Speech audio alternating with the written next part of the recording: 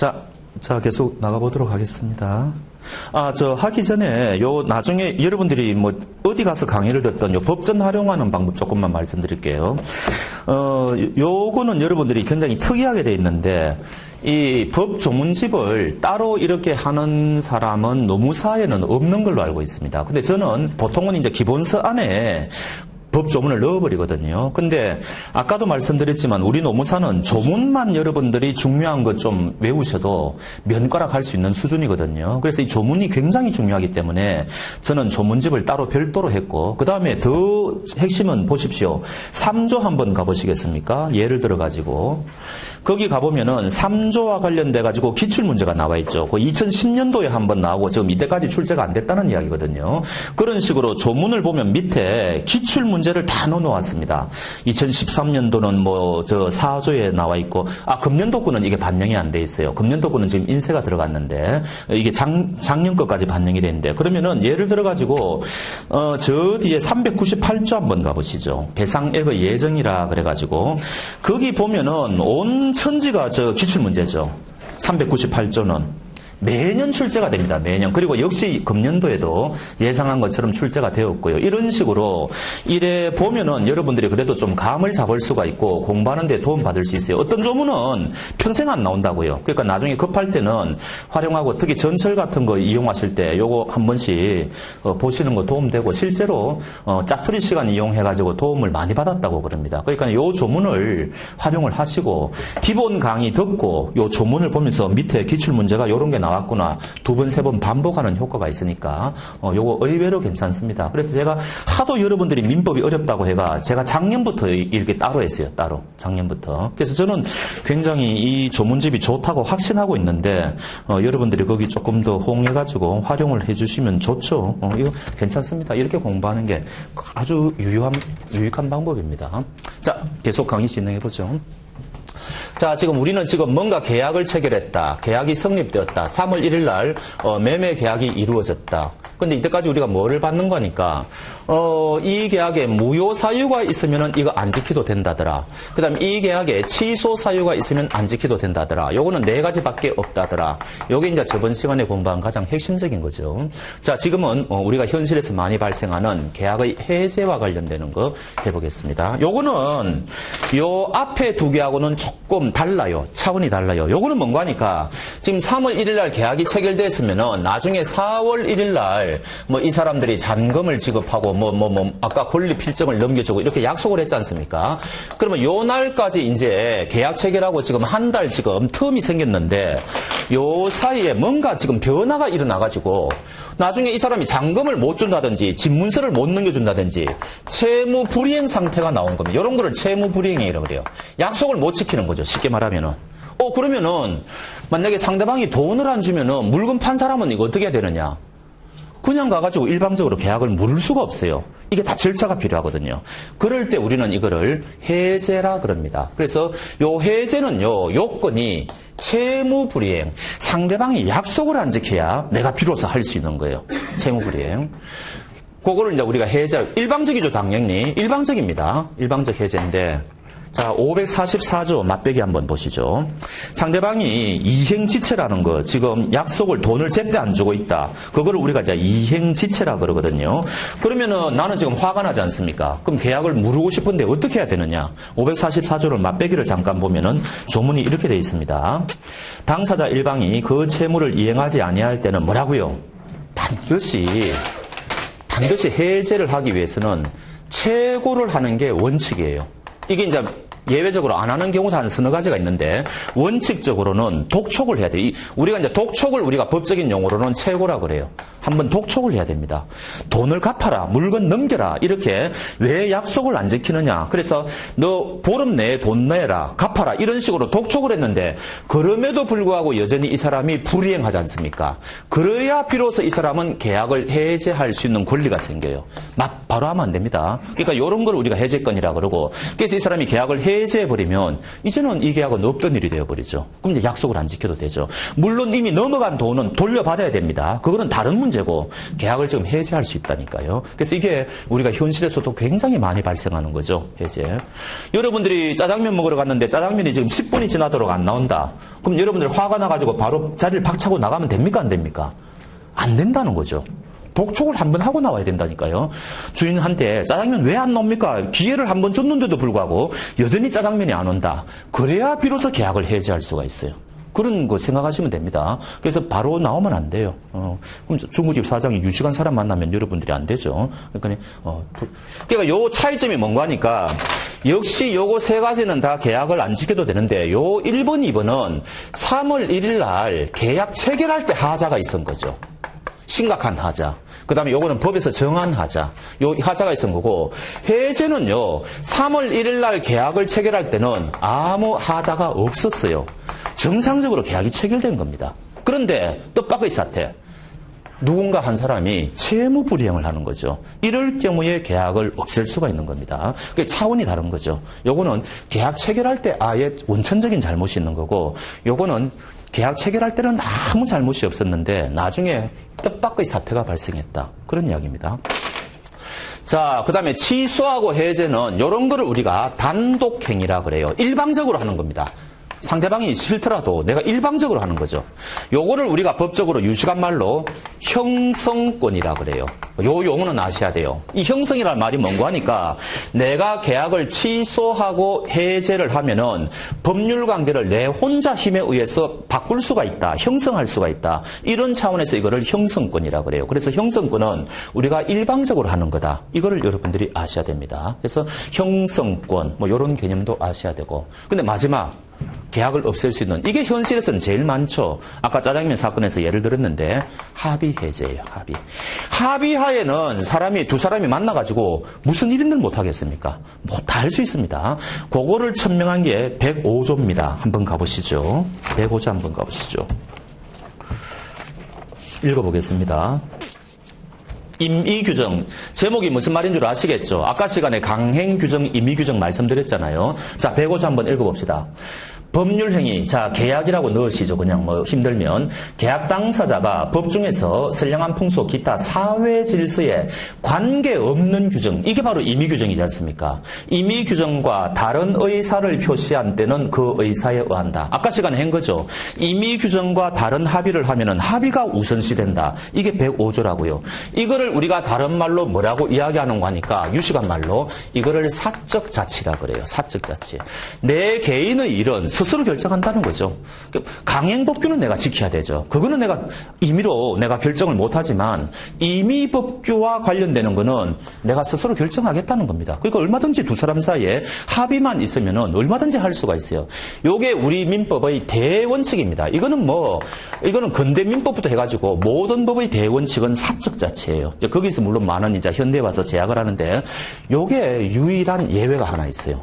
자, 좋다. 그럼 이 두 사람이 합의를 하는데 사회 질서를 무너뜨리는 이상한 행위를 한다. 도박 자금을 빌린다. 뭐 이런 것까지 우리가 봐줄 수가 있느냐? 그거는 안 된다는 거죠. 그게 아까 시간에 말한 103조 반사회 질서 법률행위는 무효로 한다. 이렇게 되는 겁니다. 그래서 103조 한번 가보시죠. 103조. 너무 금년에도 출제가 되었고 보니까 기출 문제가 엄청나죠. 반사회질서 법률행위, 선량한 풍속, 기타 사회질서에 위반한 사항을 내용으로 하는 법률행위는 계약은 무효로 한다. 그러니까 아무리 당사자가 사적 지체를 하더라도 103조가 한계라는 거죠. 사회 질서에 반하는 합의는 할 수가 없다. 이렇게 하면 되고, 그럼 어떤 게 도대체 사회 질서에 반하는 거냐? 그거는 전부 판례 공부예요. 그래서 사건이 법정에 갔을 때 판사가 이거는 사회 질서에 반한다 그러면 그렇게 되는 거고, 아니다 그러면 그렇게 되는 거예요. 그래서 103조는 전부 판례 공부예요. 판례. 그렇게 되는 거죠. 자, 그래서 이제 이렇게 돌아갑니다. 그래서 계약을 안 지켜도 되는 경우 4가지를 꼭 외우시고, 외운다기보다 감을 잡아야 됩니다. 왜냐하면은 여러분들이 민법 총칙을 공부할 때 이제 앞으로 공부하면은 무효 사유가 나오고 취소 사유가 나오는데 도대체 이걸 왜 공부하지? 이게 왜 무효고 이게 취소가 왜 중요하지? 그거를 알아야 되거든요. 그래서 계약은 반드시 지켜야 되는데 요런 일이 발생했을 때는 그렇다. 특히 아까 말씀드린 것처럼 취소는 일정한 기간 지나버리면은 꽝이라더라. 그런 것도 같이 하시면 되는 거죠. 자, 그 다음에 또 중요한 거 하겠습니다. 여러분들이 이해하기 쉽게 470조 한번 가보시죠. 조금 어려운 용어가 역시 나올 겁니다. 자, 470조 채권의 준점유자에 대한 변제. 점유도 잘 그 시기한데 준점유 이러니까 좀 그러시죠. 이거는 은행 다니시는 그 분들은 이 470조를 모르면 안 돼. 정말 중요한 조문인데요. A가 예금주예요. 정당한 권리자죠. 이 사람은 정당한 권리자입니다. 그래서 B은행에 지금 1억 원 예금을 해놨어요. 1억 원. 예금하는 것을 우리가 소비 임치 계약이라고 그러거든요. 뭐 어찌됐든 관계없습니다. 계약을 체결해가지고 돈을 1억 맡겼다는 거죠. 그럼 이 사람이 채권자죠. 나중에 돈을 찾아갈 권리가 있고 은행은 지금 채무자다. 이까지는 누구나 다 상식적으로 아는 거 아닙니까? 근데 문제가 생긴 게 C라는 사람이 이 사람의 도장하고 통장을 훔쳐가지고 지금 이 사람이 도장하고 통장을 훔쳐가지고 은행 가서 돈 찾는 거예요. 1억 달라고 청구를 하는 겁니다. 이런 일이 현실에서 많지 않습니까? 아니면은 아예 위조하든지 등등 여러 가지 이유가 있을 수가 있죠. 그러면 은행은 원래는 이 사람한테 1억 원을 갚아야 되는데 아니 이 사람이 통장도 가지고 있고 도장도 가지고 있으니까 은행 입장에서는 얘가 채권자일 줄 착각할 거 아닙니까? 그래서 은행은 얘는 무권리자죠. 권리자가 아닙니다. 무권리자한테 원래 돈을 지급하면 안 되는데 은행은 얘가 무권리자인 거를 몰라요. 당연히 모르겠죠. 우리가 모르는 것을 선이라 그래요. 그래서 이게 굉장히 또 앞으로 여러분들이 민법 공부할 때 골치가 아픈데 선이라는 말이 나오고 악이라는 말이 나오는데 선이는요 어떤 사실을 목적어가 있겠죠. 요거를 모르는 것을 선이라 그래요. 착하다는 게 아닙니다. 이게 또 우리가 일상용어하고 또 다른 거예요. 그래서 민법은 선의자라는 말이 앞으로 공부하다 보면은 한 20군데도 더 나올 겁니다. 그래서 선의는 어떤 사실을 모른다. 그럼 목적어가 뭐냐? 여기에서는 은행이 얘가 무권리자라는 사실을 모르는 거죠. 안 그렇겠습니까? 무권리자라는 사실을 모른다. 선의자다. 이런 일. 악의자는 안다. 이렇게 되죠. 그러면 민법은 거의 한 90% 정도인데 예외가 있는데 한 90% 정도는 선의자는 보호해 줍니다. 뭔가 모르고 거래를 한 사람은 보호받을 가치가 있다는 거죠. 그래서 선의자는 민법이 거의 90% 정도 보호한다 보면 악의자는 뻔히 생각을 해보세요. 은행이 얘가 무권리자라는 걸 알면서 돈을 지급한다. 은행은 보호받을 가치가 없잖아요. 그러니까 악의자는 보호를 안 합니다. 그래서 악의자는 보호할 가치가 없다. 근데 보호되는 경우가 한 두세 가지가 또 있어요. 그런 걸 우리가 또 외워야 되거든요. 그래서 원칙이 이렇다. 이렇게 하시면 되고 앞으로 선의 악이라는 말이 무지무지하게 많이 나온다. 이제 요거부터 일단 아십시오. 그럼 선생님 이 사람이 마음속에 있는 거 아닙니까? 어떤 사실을 모른다 안다는 거는 마음속에 있는 거 아닙니까? 그거 어떻게 하죠? 그거는 민사소송법 영역이라니까요. 우리 민법은 선의자는 보호된다. 요까지만 공부하면 되는 거예요. 요까지만. 그래서 그 다음에 플러스 얘가 무권리자라는 거를 몰랐는 거에 대해서 실수가 없어야 돼요. 그거를 우리는 무과실이라고 그러죠. 실수가 있으면 안 돼요. 그래서 판례를 보면은 우리가 요즘에 그 통장 가지고 돈 찾으러 가면은 왜 셀룰로이드 가지고 통장 그 도장하고 거기 똑같은지 대조하지 않습니까? 그 면밀하게 대조해야 되거든요. 거기 실수가 있으면은 은행은 보호를 못 받아요. 어찌됐든 이 사람이 무권리자라는 것에 대해서 전혀 실수가 없어야 된다. 그래서 만약에 이쪽으로 지급을 했다는 겁니다. 자, 그럼 황당한 일이 벌어지죠. 여러분들이 A라면 기가 찰 거 아닙니까? 나중에 은행 가니까 은행에서 돈 못 주겠다는 거예요. 이미 이쪽으로 돈이 지급됐으니까. 여러분들은 잘못이 있습니까? 여러분들이 잘못이 있어요? 없습니다. 이 사람 보호받을 가치 있죠. 근데 은행은 선의 플러스 무과실이면 은행도 보호받을 가치가 있잖아요. 이때 누구를 보호할 것이냐? 그래서 이게 이 민법을 공부하다 보면은 10가지 이상 정도 이런 일이 나오는데 민법은 이 사람이 진정한 권리자죠. 진정한 권리자를 보호할 것이냐. 요 사람을 보호한다는 말은 거래의 안전을 보호하는 거잖아요. 그래서 거래의 안전을 보호할 거냐. 누군가는 희생돼야 되죠. 얘를 보호하면은 은행이 피해를 볼 거고 은행을 보호하면 얘가 피해를 볼 거고 어쩔 수가 없습니다. 그래서 입법적으로 판례든 입법자들은 결단을 내려야 되는데 어떤 경우에는 얘가 이길 때가 있고 어떤 경우에는 얘가 이길 때가 있어요. 그래서 이게 케이스 바이 케이스로 다 다릅니다. 그래서 그때마다 얘는 요건이 갖추어져야 되겠죠. 어떤 요건 하에 얘가 보호되느냐, 그거를 우리는 거래의 안전을 위주로 한다 그러고, 그때는 요건을 좀 공부해야 되겠죠. 또 어떨 때는 얘가 보호될 때도 있다더라. 이제 요거를 여러분들이 또 구분하실 줄 알아야 돼요. 요 경우에는 거래의 안전이죠. 거래의 안전이죠. 그 대신에 요건은 선의무과실이다. 그럼 얘는 어떻게 됩니까? 황당하죠. 얘 찾아놨어야 돼요. 찾을 수 있겠습니까? 또 찾는다 한들 돈 다 써버리고 없겠죠. 그럼 결국 진정한 권리자가 희생되는 거 아닙니까? 이런 식입니다. 그래서 진정한 권리자하고 거래의 안전, 누구 편을 들 거냐? 여기 굉장히 어려운 문제가 있다. 이런 이야기죠. 그래서 470조를 한번 읽어봅시다. 뭐라고 되어 있는 거니까?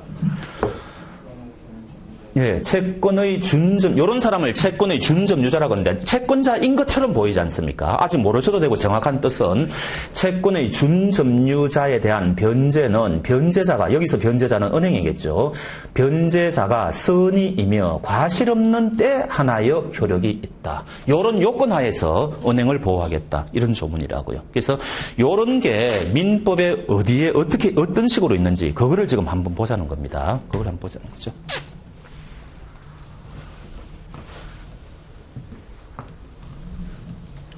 자, 먼저 보실 거는 앞에 조문은 중요하지 않는데 8조부터 한번 가보시죠. 이제 어떤 식으로 이게 되어 있는 거니까.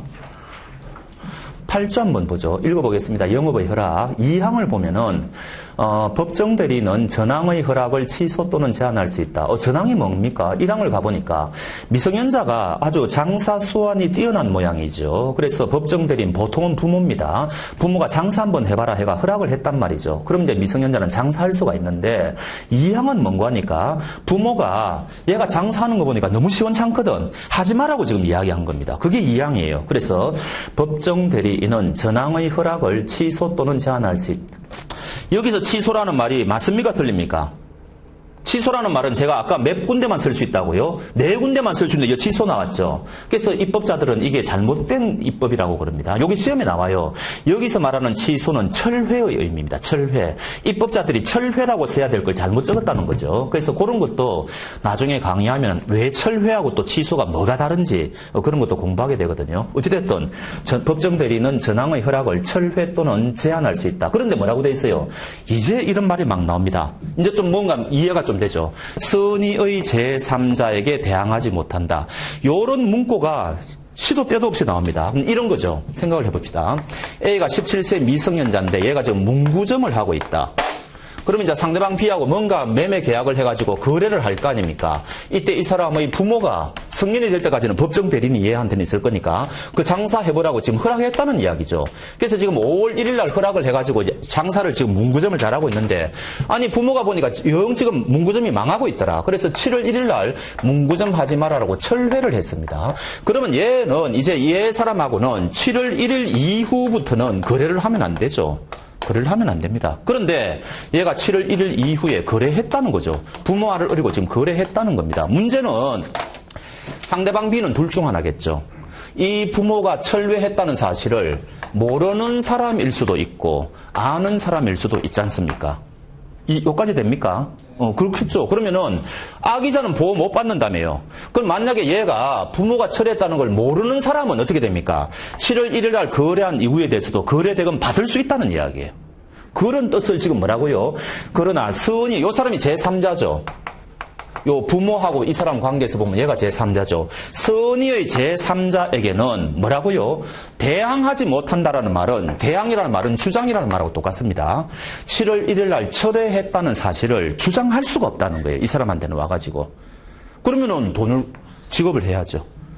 이게 거래의 안전이죠. 이해가 됩니까? 원래는 이 사람은 이제 장사를 안 하는 사람입니다. 그렇지만 거래의 안전을 위해서 민법은 선의의 제3자에게는 대항하지 못한다. 이런 식으로 상대방을 보호하는 겁니다. 요건이 뭐라고요? 악의자는 안 된다. 이런 이야기죠, 지금. 그래서 요런 표현이 무지무지하게 많이 나오고, 처음에 공부했을 때는, 이거 무슨 소리지, 이게? 선의의 제3자에게 대항하지 못한다라니. 이런 식으로 여러분들이 헷갈리는데, 빨리 감을 잡으셔야 돼요. 이거 거래의 안전이구나. 그 다음에, 목적어가 뭐지? 선의는 무슨 사실을 모른다는 건데, 얘가 뭐를 모르지? 철회한 사실을 모르구나. 지금 이런 이야기죠. 그럴 때는 이쪽에서는 그 사실을 주장할 수가 없다. 이 사람한테는. 이런 식으로 막 돌아가는 겁니다. 자, 지금 이왕 오셨으니까 이런 게 한번 공부 한번 해보죠. 자, 60조 한번 가볼까요? 60조. 뭐라고 되어 있습니까? 이사가, 이 법인의 이사는 대표권이 있는데, 요 법인은 특이한 거죠. 대표권을 제한을 해놨습니다. 그런데 외부 사람들은 그런 제한이 있는지 없는지 알 수가 없지 않습니까? 그러면 외부에 대해서 이걸 알려야 돼요. 그거를 등기부를 통해서 알리거든요. 그래서 등기하라는 이야기인데, 이 법인에 실수를 했다는 거죠. 등기를 안 했습니다. 그러면은 외부의 제3자에게는 이사의 대표권에 대한 제한이 있다는 사실을 주장할 수가 없다는 그런 뜻입니다. 이때 이 제3자가 이제 보호된다는 뜻이거든요. 역시 거래의 안전인데, 너무 세세하게 안 들어가도 됩니다. 요거는 나중에 이제 법인할 때 워낙 중요한 판례가 있는데, 요거는 그런데 특이점이 뭐예요? 선의의 제3자라고 되어 있습니까? 그냥 제3자라고 되어 있습니까? 그냥 제3자죠. 그래서 학자들은 헷갈리는 거죠. 아니, 악의자는 민법에서 보호할 가치가 없는데 여기는 왜 앞에 제3자 앞에 선의가 없지? 그래서 학자들은 학설이 팽팽해요. 이때는 비록 표현은 제3자라고 돼 있지만 선의자만 보호하자 이런 학설도 있고, 아니 법 문구를 봐라. 입법자들이 그러면은 왜 일부러 제 선의자를 뺏겼느냐? 이거는 악의자도 보호된다는 뜻이다. 이렇게 학설들이 팽팽한데, 요럴 때 판례가 있으면은 그 판례는 무조건 시험에 나오겠죠. 이 판례는 여기는 선의자와 악의자가 다 같이 보호된다는 뜻이라고 그럽니다. 그러니까 이런 판례는 외워야 돼요. 너무너무 중요하게 되는 거죠. 그러니까 예외 판례가 되는 거죠. 악의자가 보호되는 희귀한 경우가 되는 겁니다. 그래서 이런 조문이 중요하다. 이제 이런 식으로 여러분들이 감을 잡으시면 되죠. 또 한 페이지 넘겨보시죠. 60조 2 한번 보시죠. 60조 2를 보니까 2항에 뭐라고 되어 있는 거니까, 직무대행자라는 말은 이 법인에 문제가 생겨가지고 임시로 누군가가 지금 대표이사 하고 있다는 거죠.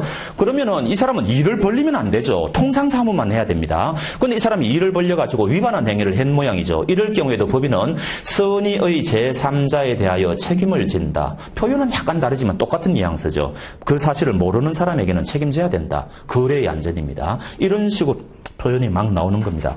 근데 이제 제가 드리고자 하는 말씀은, 자, 드디어 우리가 법률행위 민법 총칙에서 제일 하이라이트가 107조, 108조, 109조, 110조인데, 자, 거기 한번 가봅시다. 요거 말씀드리려고 지금 하는 거예요.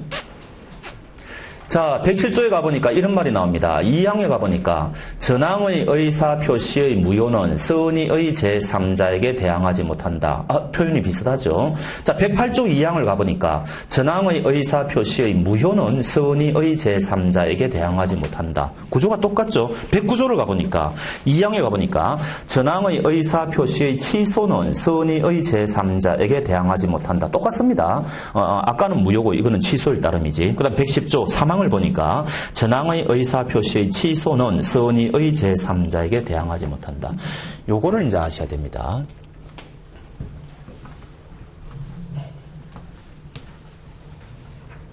질문 드려보죠. 아까 제가 첫 시간에 이런 예를 드렸는데, 3월 1일 날 매매 계약 체결했다. 그 다음에 뭔가 이제 4월 1일 날 중도금 주기로 약정을 했다. 5월 1일 날 잔금 지급하고 이제 권리 필정을 넘겨받기로 했다.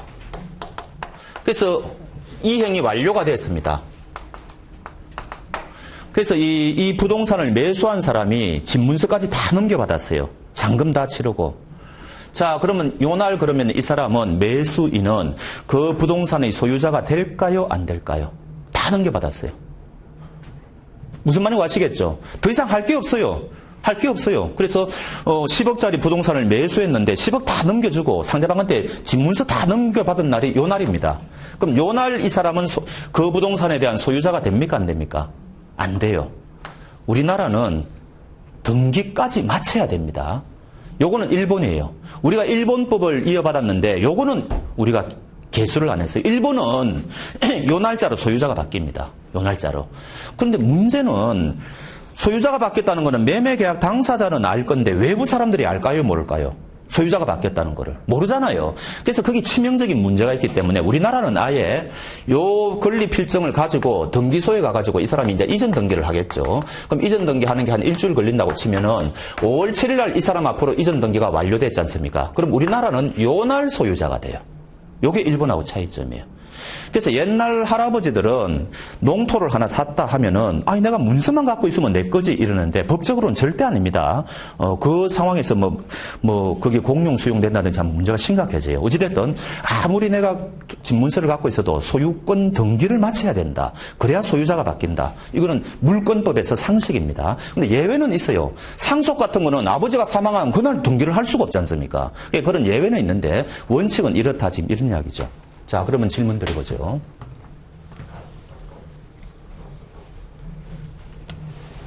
A가 건물 매도인입니다. 자, 1월 1일 날 매매 계약을 체결했어요. 그래서 이 사람한테 이전 등기까지 넘어갔습니다. 이 사람은 10억을 수령했다고 칩시다. 그럼 이 사람이 새로운 소유자가 되었죠. 3월 1일 날 등기가 완료됐다고 칩시다. 그럼 이제 B가 새로운 소유자죠.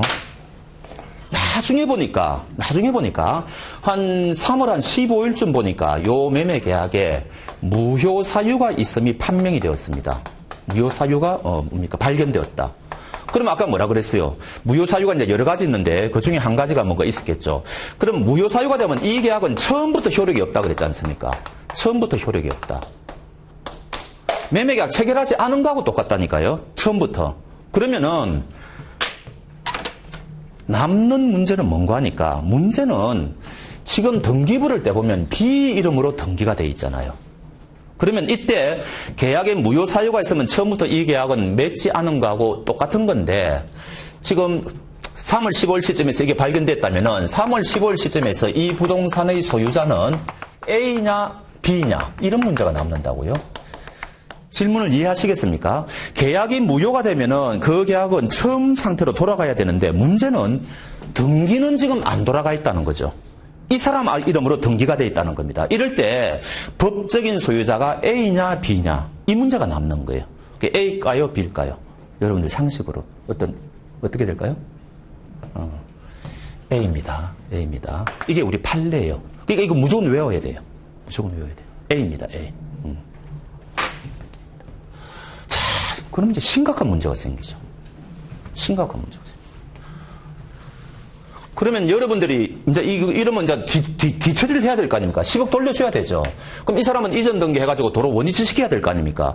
근데 A가 지금 뭐 외국에 가 있다든지 뭐 지금 중환자실에 누워 있다든지 등등등등의 사유로 그걸 못 하는 겁니다. 그러면 등기부상으로는 B라고 지금 소유자로 나타나 있는데 사실은 이 사람은 소유자가 아니죠. A라며요. 그럼 이 사람은 무권리자죠. 근데 사람이 그렇지 않습니까? 이 사람이 사업하는데 돈이 너무너무 필요하다. 사기치는 겁니다. C한테 가가지고. 이거 내 거다. 그럼 얘는 뭐 여러분들이 C라면 뭐 하겠어요? 등기부 가서 확인할 거 아닙니까? B가 소유자로 돼 있거든. 등기부를 신뢰하죠. 국가 건데. 등기부를 신뢰하죠. 그래서 이거 만약에 15억에 또 매매 계약이 일어났다.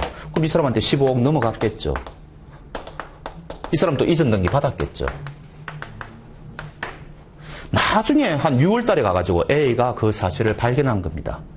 그러면 A는, 이 사람은 법적으로는 A라네요. 이 사람이 진정한 권리자죠.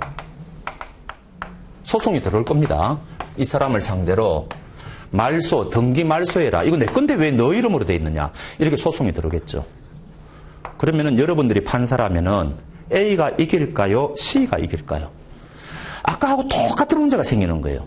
이 사람은 뭐가 잘못 있습니까? 등기부 믿은 죄밖에 없는데, 국가의 등기부를 믿은 죄밖에 없는데, 이 사람 무슨 잘못이 있습니까? 뭐 좀 게으른 잘못은 있네요. 빨리 말소 등기를 해야 되는데. 자, 이럴 때 얘도 잘못이 없죠. 얘를 보호하는 것을 진정한 권리자 보호라 그랬잖아요. 얘를 보호하면 거래의 안전이라 그랬잖아요. 똑같은 문제가 생기는 거예요. 진정한 권리자를 보호할 거냐, 거래의 안전을 보호할 거냐, 이렇게 되는 거죠. 그러면은 우리 판례는 현재 누구 보호할까요? 우리 현재 판례는 A 보호합니다. A 보호입니다. A. 희한하죠? A 보호예요. 부동산은 A 보호입니다. A. 동산은 C 보호예요. 부동산과 동산이 나뉘어요. 왜냐하면 동산은 하루에도 전국적으로 수십만 건씩 거래가 되는데, 그러니까 이거는 거래의 안전을 위주로 할 수밖에 없다는 거죠. 동산을 A를 보여버리면 이 어떤 문제가 생기는가?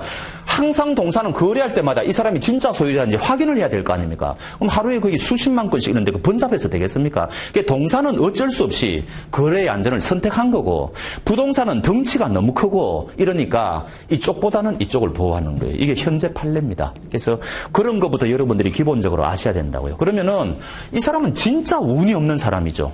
진짜 운이 없는. 그럼 이 사람 누구 찾아 나서야 됩니까? B 찾아 나서가 15억 돌려받아야 되죠. 사기꾼인데 뭐가 돈이 있겠어요? 찾아도 허사인데. 결국 이 사람이 희생되는 겁니다. 그러니까 이런 게 민법에서는 굉장히 어려워요.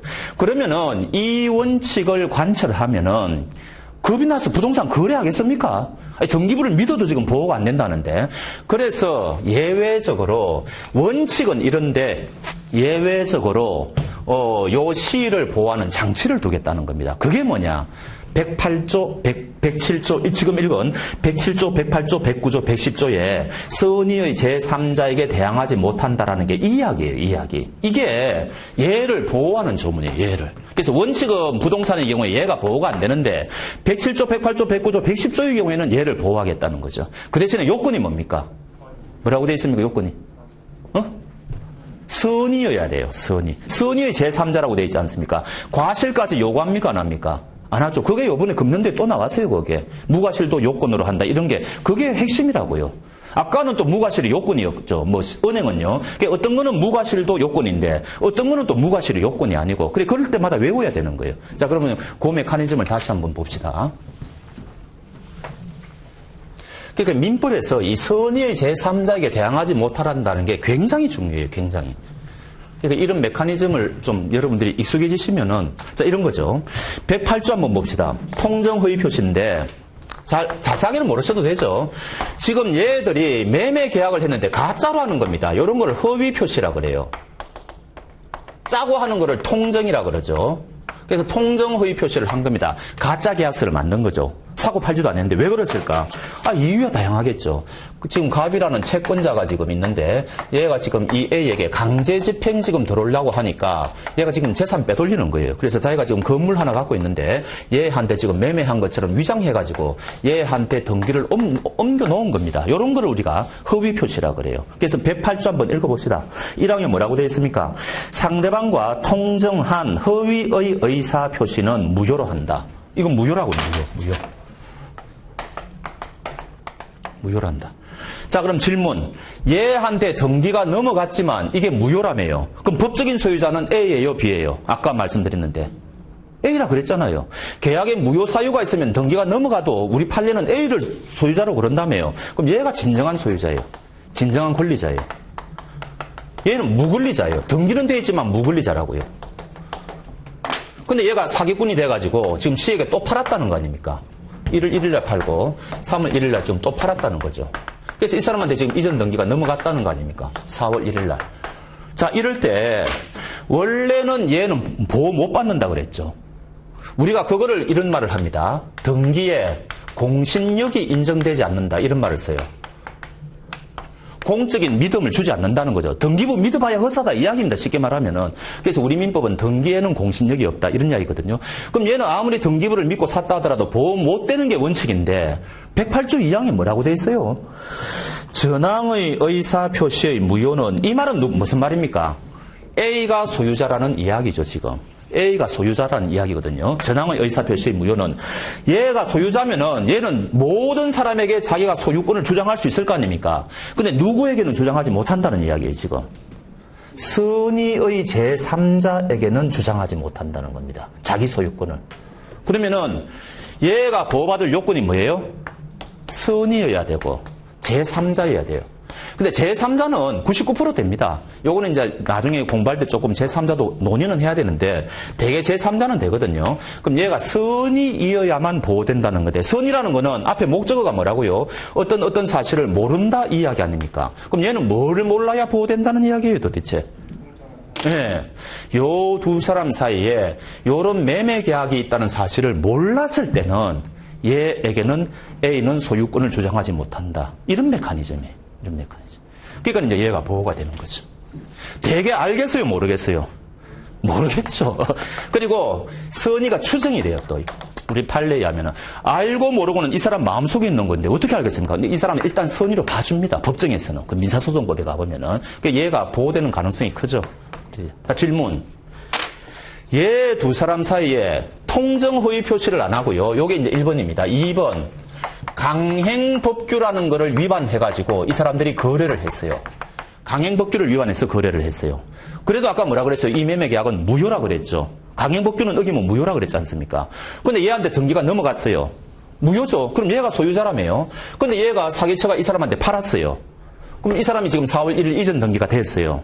그 나중에 A가 야 이거 무효다 넘겨다오 했을 때 이 사람이 뭐라고 이야기하는 거니까 나는 너희들의 강행법규 위반 사실을 몰랐다. 그래서 나는 소유권을 주장할 수가 있다. 이렇게 할 수 있을까요? 없을까요? 예? 없어요. 왜 그럴까요? 선의의 제3자에게 대항하지 못한다는 것은 법에 규정이 있을 때만 보호가 되는 거예요. 강행법규를 위반했을 때는 그런 규정이 없어요. 무슨 말인 거 아시겠어요? 무효사유가 굉장히 여러 가지가 있다 그랬잖아요. 아까 무효사유가 여러 가지 있는데 이런 경우에는 선의의 제3자 보호 규정이 없어요. 보호 규정이 있는 것은 지금 108조하고 107조밖에 없어요. 그러니까 요 두 가지 경우에만 보호가 되는 거예요. 요 두 가지 경우에만.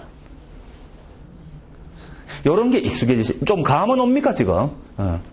자, 그럼 여러분들 법적 마인드를 위해서 조금 더 연습 하나만 더 해보죠. 취소는 더 황당합니다. 취소는요. 이런 거를 자꾸 연습하셔야 법적 그거 올라가요. 끊임없이 들어야 돼요. 방법이 없어요. 자, 첫 번째 사유. A가 17세 미성년자다. 건물 하나 있다. 근데 지금 부모가 있는데 동의도 하지 않았는데 얘가 멋대로 B에게 1월 1일 날 매매 계약을 했다. 5억 원에 팔았다. 그래서 5억 원 이 사람은 수령을 했다. 자, 이 사람한테 이전 등기가 넘어갔다. 첫 번째 질문. 요 매매 계약은 유효입니까? 유효가 아닙니까? 부모 동의를 받지 않았죠? 멋대로 팔았습니다. 유효일까요? 유효가 아닐까요? 유효죠. 취소할 수 있는 거지. 취소하기 전까지는 유효잖아요. 유효예요, 유효. 아까 무효하고 차이가 그거예요. 됩니까? 일단 소유자예요. 아까하고 차이 있죠. 얘가 소유자예요. 정상적으로 했어요. 그 다음에 두 번째. 돈이 필요해가 얘가 3월 1일 날 매매계약 체결해가지고 C에게 또 팔았어요. 한 7억에 팔았다고 칠까요? 그럼 7억 이 사람 수령했겠죠. 이 사람한테 이전 등기가 넘어갔어요. 그럼 이제 이 사람은 더 이 사람 소유자가 아니겠죠. 이제 이 사람이 새로운 소유자가 되었습니다. 이까지 아무 문제가 없죠. 정상적으로 된 겁니다. 4월 1일 날 아까 말씀드린 것처럼 부동산 가격이 한 10억이라고 할까요? 폭등을 하니까 누가 제일 화가 나가 있습니까? A가 화가 나겠죠. 그럼 A는 아까 취소할 수 있다고 그랬잖아요. 언제까지 취소할 수 있다고 그랬죠? 146조에 정해져 있는 취인할 수 있는 날부터 3년까지는 할 수 있죠. 그러니까 기간이 제법 길어요. 그러니까 1년 지나면 얘가 취소할 수 있다니까요. 그래서 얘가 6월 1일 날 취소권을 행사했어요. 질문. 이 취소권 행사는 정당합니까? 정당하지 않습니까? 정당하죠. 법에서 취소할 수 있다고 그랬으니까. 그러면 취소하면은 요 날부터 저 매매 계약은 무효가 될까요? 처음부터 무효가 될까요? 그거는 여러분들이 아셔야 되는데 141조 한번 가보시죠. 취소를 하면 141조에 가보면은 뭐라고 되어 있습니까? 취소의 효과. 취소된 법률행위는 그날부터 무효인 것으로 봐요. 처음부터 무효인 것으로 봐요. 처음부터예요. 처음부터. 그럼 얘가 6월 1일 날 취소권을 행사했는데 이날부터 이 매매 계약은 무효라는 겁니다. 이날부터 처음부터 이 매매 계약은 체결 안 된 거하고 똑같아요. 그럼 어떻게 되죠? 졸지에 이 사람은 어떤 법적 지위가 바뀌죠? 무권리자로 바뀌어요. 옛날에 취소가 안 됐을 때는 얘가 소유자가 맞았는데 얘가 취소권을 행사해버리면은 처음부터 이 계약은 무효가 되기 때문에 얘는 졸지에 무권리자가 되어버려요. 법적 지위가 바뀌어버려요. 그럼 얘가 지금 3월 1일 날 매매 계약을 했는데 옛날에는 소유자 지위에서 얘가 팔았는데 이게 취소권이 행사되면은 얘는 무권리자 지위에서 파는 게 돼버린다고요. 질문. 얘는 소유권 취득할 수 있어요? 없어요? 부동산. 없는 게 원칙이죠. 왜? 이유를 말씀드리라 그러면 등기에 뭐가 인정 안 되니까? 공신력이 인정 안 되니까. 그러나 그거를 100% 관철하면 너무 혼란이 발생하니까 우리 입법자들은 얘를 보호하는 특단의 조문을 두고 있다. 그게 뭐라고요? 선의의 제3자에게는 대항하지 못한다. 그런 조문을 두었다는 거 아닙니까? 자, 그런데 문제는 미성년자의 경우에는 그런 조문이 있을까요? 없을까요? 없어요. 미성년자의 경우에는. 그러면 얘가 미성년자가 취소권 행사하면은 얘가 아무리 이게 뭐 미성년자가 거래하건 말았건 이거를 알건 모르건 얘는 보호가 안 된다니까요. 얘는 보호가 안 돼요. 근데 만약에 얘가 매매 계약을 했는데 17세 미성년자가 아니고 요 매매 계약에 착오에 빠져서 했다, 사기당해갖고 있다, 강박당해가고 있다, 이럴 경우에는 얘는 보호될까요? 안 될까요? 그때는 돼요. 왜냐하면은 109조 110조에 뭐라고 있다고요? 109조 2항 한번 가보세요. 109조 2항에 뭐가 있다고요?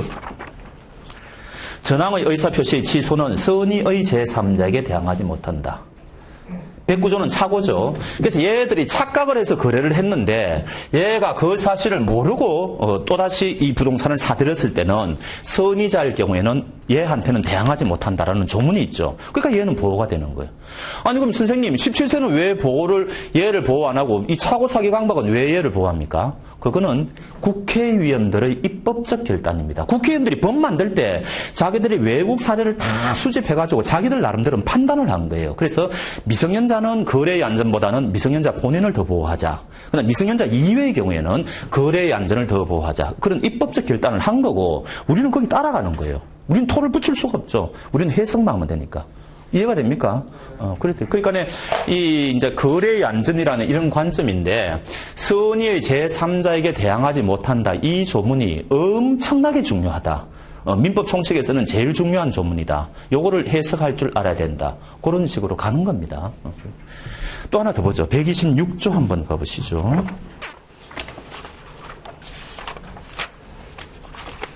그러니까 여기서도 알 수 있죠.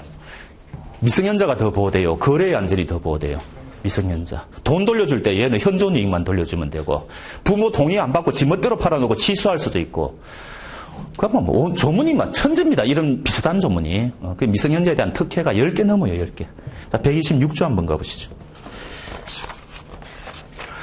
유명한 권한을 넘은 표현들입니다. 표현이 뭐죠? 표현. 우리가 이제 대리가 있는데 정상적으로 대리를 안 하는 게 무건대리라 그래요. 사기치는 거죠. 사기치는 건데. 근데 이제 우리가 무건대리라 그래가지고 이제 사기를 치는 건데 대리권도 없으면서 대리인 행세를 하는 건데 두 가지 종류가 있어요. 협의의 무건대리라는 게 있고 지금 여기서 말하는 표현대리라는 게 있거든요. 표현이라는 말은 있어 보인다 이 말이에요. 겉표자에다가 이게 한자 좀 아시는 분들 이거 뭐 어떻게 읽어요? 견이죠, 견. 그래서 이상해요. 법학에서만 현이라고 읽습니다. 그런데 젊은 학자들은 또 이거 표견이라고 읽기도 하더라고요. 이게 정설이 없어요. 제가 학교 다닐 때는 이거 현이라고 읽었어요. 그래서 표현이 지금 더 압도적으로 많이 쓰고 일부 학자들은 아니 이게 왜 현자라고 읽냐? 이거 현자인데. 그래서 표현이라고 읽는 분도 있습니다. 이런 걸 표현들을. 그러니까 있어 보인다. 대리인이 아닌데 있어 보인다. 대리인 행세를 한다. 이 이야기 아닙니까? 자, 이것도 126조가 현실에서 워낙 많이 발생하는데 그 월권들입니다. 권한을 넘은 표현들이 이런 이야기죠. 지금 A가 요 B에게 저당권을 수여했습니다. 대리권을 저당 잡아오라고 은행 가서 저당 잡아오고 그 돈 좀 빌려와라고 대리권을 수여했습니다. 그럼 이제 뭐 문서 같은 걸 다 저 사람한테 넘겼겠죠. 문서를 다 교부했겠죠. 근데 문제는 얘가 C한테 가가지고 저당 잡고 돈을 빌린 게 아니고 팔아버렸다고요. 매매를 했어요. 분명히 대리권은 저당에 대해서만 대리권이 주었지 매매에 대해서는 대리권을 준 바가 없죠. 그러니까 이건 무권이에요. 무권대리예요. 매매는 대리권을 준 바가 없으니까 무권대리입니다. 근데 문제는 C의 입장에서 보면은 얘가 서류를 다 완비하고 있잖아요. 서류를 지금 다 갖추고 있죠. 그러면 얘는 B가 정상적인 대리인, 매매에 대해서 대리권이 있다고, 매매에 대한 대리권이 있다고 이 사람은 착각하고 있다고요. 이까지 됩니까? 이 사람은 대리권이 있다. 이렇게 생각하고 있다고요. 자, 이거를 우리가 또 뭐라고 이야기하는 거니까 선이라 그러죠.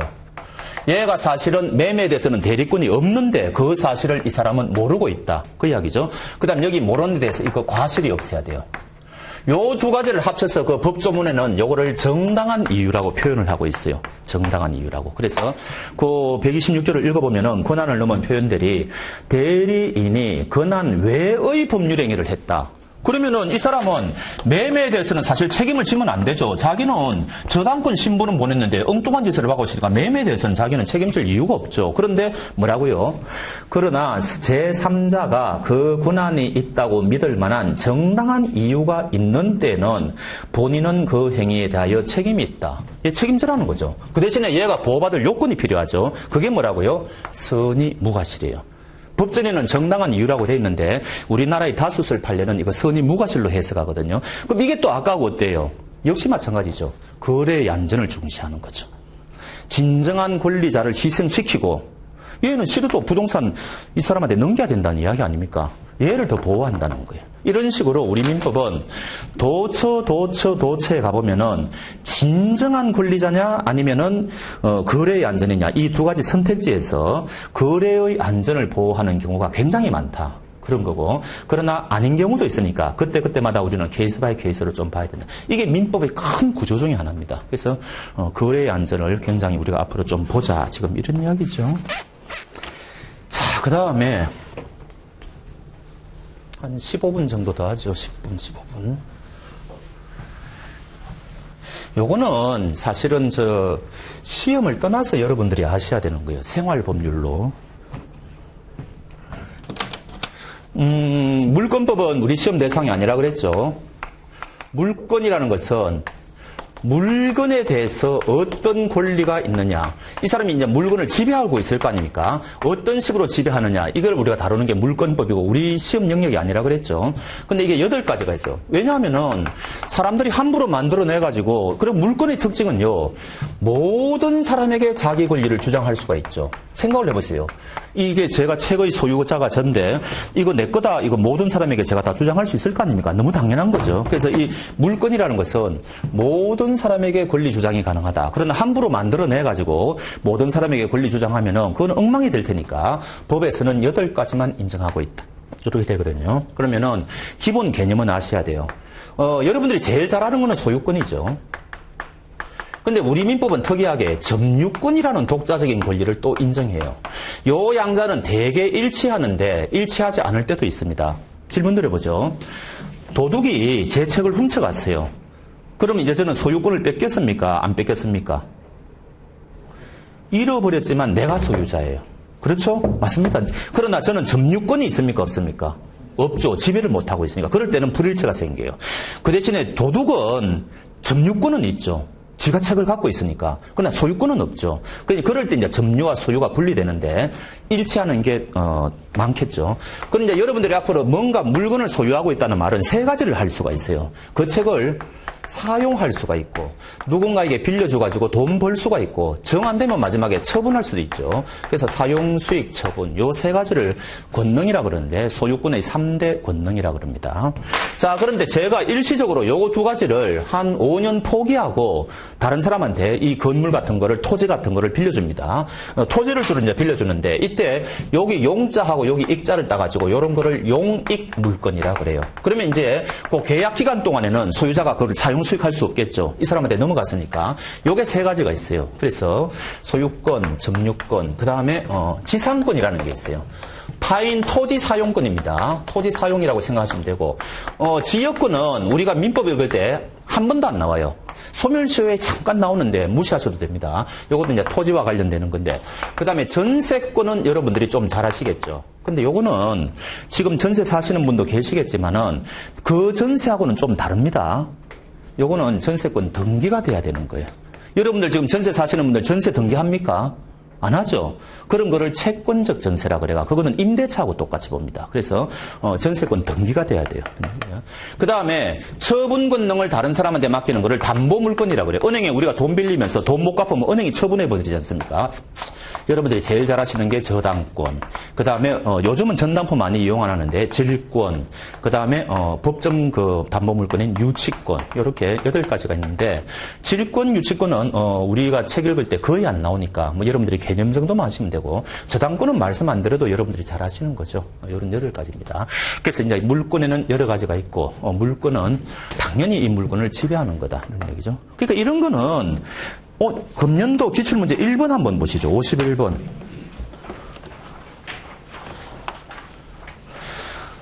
사건의 성격이 올바르게 연결되지 않은 거, 다툼이 있으면 판례. 1번, 물권은 지배권이다. 너무 쉬워서 이게 혹시 함정이 있나? 이렇게 생각될 정도로 1번은 당연한 겁니다. 그 다음에 2번, 제한능력 취소권, 형성권이라고 그랬잖아요. 일방적으로. 아직 매매 파트의 예약 완결권이 여러분들 당연히 모르시는데 그 형성권입니다. 일방적으로 하면 되거든요. 이거 굉장히 쉬운 거예요. 그 다음에 4번은 답이 있죠. 항변권이지 뭐겠습니까? 그럼 정답은 5번인데 5번은 뭐를 묻는 문제인가? 지금 오늘은 이거 가지고 그냥 논하질 않는데 권리에는 이 형성권이라는 게 있고 지금 청구권이라는 게 있지 않습니까? 그런데 우리 민법에 표현은 청구권이라고 돼 있는데 실질은 형성권인 게 몇 개 있어요. 요게 임대차에 가면 집중적으로 나오거든요. 그거를 묻는 문제가 5번이에요. 그래서 요 임차인의 부속물 매수 청구권은 임대차에서 굉장히 중요한 권리인데 요거 형성권이라는 것은 어지간히 공부하신 분들은 기본적으로 알고 가게 돼 있습니다. 그러니까 요 51번 문제는 굉장히 쉬운 문제예요. 그거를 묻는 문제예요. 그래서 하여튼 형성권, 표현은 청구권이라고 돼 있는데 실제로는 형성권인 게 있다. 뭐 이런 거고요. 자, 그래서 지금 저는 무엇을 말씀드리려고 하니까 요 8가지가 물권이고 물권은 지배권이다. 이런 이야기죠. 지배권이다. 또 모든 사람에게 권리 주장이 가능하다. 자, 그럼 여기서 이제 하나 해봅시다. A가 주택 소유자입니다. 주택 소유자는 이 주택 사용할 수 있고 수익 누릴 수 있고 처분할 수 있겠죠? 그런데 얘가 B에게 1월 1일부터 12월 31일까지 임대차 계약을 체결해가지고 넘겨줬어요. 이 사람이 임차인입니다. 그러면 이 사람은 1년 동안은 사용 수익권을 자기는 포기한 거죠. 이제 얘가 사용 수익권이 있는 거 아닙니까? 사용 수익권이 있죠. 이 사용 수익권을 우리가 뭐라고 이야기하는 거 아닙니까? 임차권이라 그래요. 임차권. 근데 얘는 여전히 처분권은 있죠. 그래서 돈이 필요하니까 팔았습니다. 7월 1일 날. 매매했어요. 그래서 C에게 팔았습니다. 이 사람한테 이전 등기가 넘어갔어요. 그럼 이 사람은 새로운 소유자가 되었죠. 그럼 소유권이 있으니까 얘는 이 집에 대해서 사용권이 있고 수익권이 있고 처분권이 있을 거 아닙니까? 그러면 이게 문제가 발생하죠. 얘도 사용 수익권이 있고 얘도 사용 수익권이 있고 그럼 누구의 사용 수익권이 우선하느냐? 이런 문제가 생긴다고요. 여기까지 됩니까? 그래서 얘가 7월 1일 날 B한테 와가지고 집 넘겨라 이래요. 내가 새로운 소유자다. 사용 수익권이 있다. 그러니까 얘는 무슨 소리냐. 나는 12월 31일까지 이 집에 대해서 사용할 권리가 있는데 못 나가겠다. 그래서 이게 법정에 가면은 누가 이길까요? C가 이길까요? B가 이길까요? 원론적으로. C가 이깁니다. 아시나요? C가 이깁니다. 쫓겨나야 돼요. 왜 그럴까요? 여러분들이 아시는 거 좀 거꾸로죠. 왜 그럴까요? C는 물권은 제가 서두에 뭐라 그랬습니까? 모든 사람에게 자기 권리 주장할 수 있다고 그랬죠. 그러니까 이 사람은 사용 수익권을 모든 사람에게 다 주장할 수가 있어요. 그러니까 얘한테도 주장할 수 있다니까요. 근데 요 임차권은 뭐라고요? 요거는 물권이 아니에요. 채권이에요, 채권. 그럼 얘는 사용 수익권을 누구한테만 주장할 수 있어요? A한테만 주장할 수 있지 C한테는 주장 못 해요. 만약에 주인이 중간에 나가라 그러면 그때는 얘는 안 나가면 되죠. 자기 임차권을 이 사람한테는 주장할 수 있으니까. 그러나 소유자가 바뀌었을 때는 이 사람한테는 주장을 할 수가 없죠. 채권은 상대권인데 이 사람한테만 주장할 수 있는데 쫓겨나야 됩니다. 그럼 이게 이제 어떤 문제가 생기는 거니까 아니 나무 집에 살던 사람은 지금 그럼 불안해서 살 수가 있습니까? 집주인만 바뀌면 쫓겨나야 된다는 이야기인데 말이 안 되잖아요. 이게 실제로 81년도인가 이때 난리가 났습니다. 그때 우리나라 부동산 가격이 폭등을 할 때 이런 일이 비일비재했고요. 그래서 쫓겨났어요, 그때는 실제로. 근데 이 사람들이 쫓겨나니까, 가보니까 부동산 가격이 너무 폭등을 해가지고 이 사람한테 뭐 보증금 같은 거 돌려받고 전세금 같은 거 돌려받고 아니면 손해배상 조금 받았겠죠. 그거 가지고 딴 데 가서 집을 구하려니까 구할 수가 없는 거예요. 너무너무 부동산 가격이 폭등해가지고. 그래서 큰 사회적 문제가 발생했습니다. 그래서 이거를 막기 위해서, 이 사람을 좀 보호해야 되겠다. 그럴 거 아닙니까? 그래서 민법은 보호하는 장치를 뭐를 두고 있는 거니까 621조를 두고 있어요. 빨리 한번 가보시죠. 621조. 임대차의 등기라고 되어 있죠. 원래 등기는 물건을 등기하는 겁니다. 그런데 이 621조는 임차권이라는 채권도 등기해 주겠다는 이야기예요. 그래서 읽어보니까 부동산 임차인은 당사자 간에 반대 약정이 없으면 임대인에 대하여 임대차 등기 절차에 협력할 것을 청구할 수 있고, 그래서 2항 그거를 등기하면은 그때부터 제3자가 이거 누굽니까? 얘죠, 얘죠. 제3자에 대해서 내가 임차권 있다는 것을 이제부터는 주장할 수가 있다. 그래서 얘가 임차인이라는 걸 주장하기 위해서는 등기를 해야 돼요, 등기를. 근데 여러분들 주변에 임차권 등기한 사람 본 적 있습니까? 없습니다. 유명무실해요. 법으로는 이렇게 얘를 보호하도록 해놨는데 현실에서는 이게 전혀 지켜지지 않더라는 거죠. 그럼 있으나 마나 하죠. 그게 쫓겨난단 말이에요, 쫓겨나. 그래서 그때 81년도인가 그때 전두환 정권 때 급히 만드는 게 그 유명한, 지금도 그 굉장히 여러분들 많이 나오는 거 있죠. 주택임대차보호법이 그때 만들어진 거예요. 일본법을 모방해가 주택임대차보호법. 특별법을 만들어버린 겁니다. 특별법을. 주택에 대한 임대차가 일어날 때는, 아까 채권적 전세도 여기 포함된다 그랬죠. 주택에 대한 임대차가 일어날 때는 이 법이 먼저 적용이 돼요. 민법보다. 그래서 이 법에 가보면은 어떻게 되어 있는 거니까, 아무리 주인이 바뀌었더라도 얘가 두 가지를 하면은 새로운 제3자에게 대항할 수 있다. 그러니까 이런 거를 우리가 대항요건이라 그래요. 자, 이거 뭐예요? 여러분들 상식적으로 아실 건데. 이사 갔을 때 빨리 해야 되는 거. 뭐지? 전입신고. 하나는 전입신고. 이거 요새는 동사무소라고 안 하죠. 어쨌든 가요. 또 하나는 뭐예요? 또 하나는. 이사 오는 겁니다. 점유예요, 점유예요. 빨리 이사 오고, 빨리 동사무소 가서 전입신고 하면은 끝나는 겁니다. 그러면은 주인이 바뀌더라도 나는 약속한 날까지 이 집에 살 수가 있어요. 굉장히 간단하죠. 왜냐하면은 요 민법은 621조는 법 조문을 보니까 주인의 도움이 필요하잖아요. 조문 방금 읽었잖아요. 주인이 안 도와주면 어떡할 건데. 근데 요거 두 가지는 혼자 할 수가 있잖아요. 아주 간명하죠. 그래서 이제 주택임대차보호법이라는 특별법을 만들어가지고 혼자 할 수 있게 만들었습니다. 그 다음에 요것도 상식적으로 아십시오. 요 집에 경매가 일어났을 때 보증금 같은 거 받아와야 될 거 아닙니까? 그러면 요거는 요 두 가지 요건은 필수적으로 따라와야 되고, 그다음 여기 하나 더 요건이 갖추어지면은 이제는 이 집에 경매가 일어나도 우선 변제권이 생겨요. 물론 자기보다 선순위 저당권자에게는 될 수가 없지만은 원래 채권은 우선 변제권이 없습니다. 채권자는 다 동등해요. 그런데 임차인의 경우에는 경매대금에서 먼저 받아갈 수 있는 권리가 인정된다는 거죠. 사회적 약자인 임차인을 보호하는 겁니다. 이거 뭐예요, 요게? 요게 뭐예요? 요게 확정일자죠. 임대차 계약서에 확정일자를 받아야 돼요. 요거는 동사무소 가도 받고, 공정인 사무소 가도 받고, 법원 가도 받고, 옛날에는 이거 한 1,000원 했는데 요즘은 얼마인지 모르겠습니다. 안 해본 지 오래돼가지고 쉽게 받을 수 있어요. 그러니까 채권적 전세 사시는 분이나 임대차 하시는 분들은 이거 해놔야 됩니다. 빨리 해야 돼. 근데 중간에 이제 곧 국회의원 선거가 온다. 그래서 내가 아는 사람이 저쪽 동네에 출마했다. 그래서 내가 전입신고를 잠시 빼버린다. 이러면 큰일 납니다. 요건이 탈락돼 버려요. 보호 못 받습니다. 그래서 전입신고는 계속 유지를 해야 돼요. 계속 끝까지 유지를 해야 돼요.